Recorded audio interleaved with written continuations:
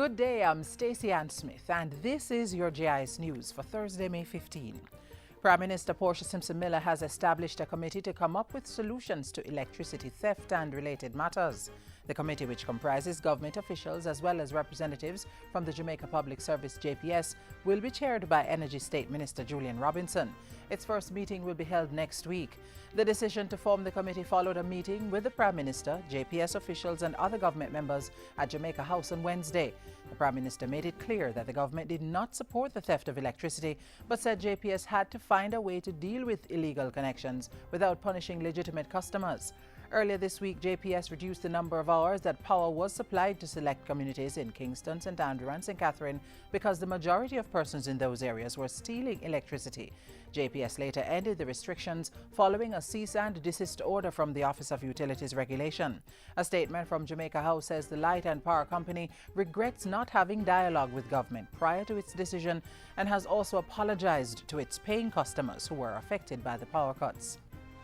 July 3 is the new deadline for the submission of bids for the privatization of the Kingston Container Terminal KCT. Transport and Works Minister Dr. Omar Davies says the extension was granted as a result of a request for more time by one of the three shortlisted entities bidding for the project. The original date for the submission of bids was May 22. Dr. Davies, who was making his sectoral presentation Wednesday, said government would be meticulous in its approach to privatizing the KCT. I want to make something abundantly clear. And I've indicated this in our meetings with the IMF. There will be no fire sale, either of the KCT or any other asset. Ports of Singapore International, Dubai Ports and Terminal Link Consortium are the three bidders that have been pre-qualified and recommended for proceeding to the next stage of the privatization process.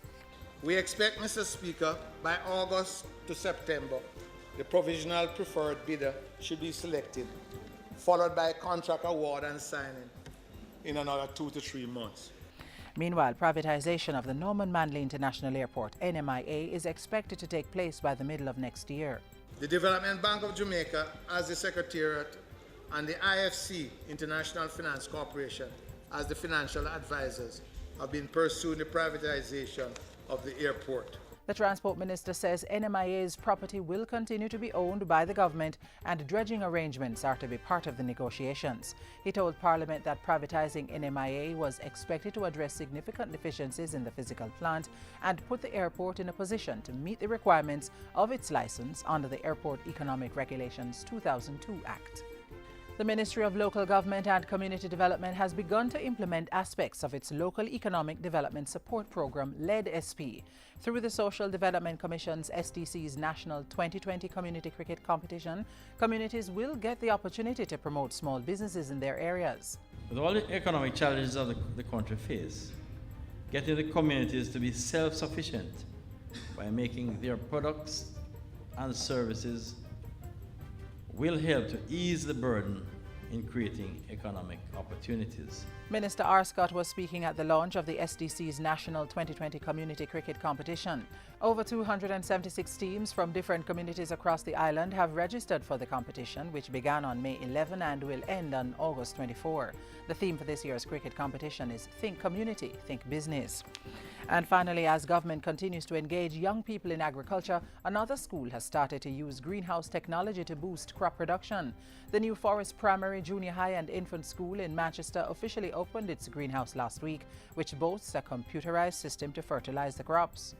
This greenhouse has been constructed with the intention of expanding the knowledge base of the students as well as community members in the use of advanced technology in agriculture. The project will also foster the inculcation of an entrepreneurial spirit and culture. The 6,000 square foot greenhouse was built with the help of the Digicel Foundation. The school will use the produce reaped to help with its school feeding program, while the surplus will be sold to community members and the money used to offset operational expenses. And that's it for GIS News today. I'm Stacey Ann Smith. Thank you for watching.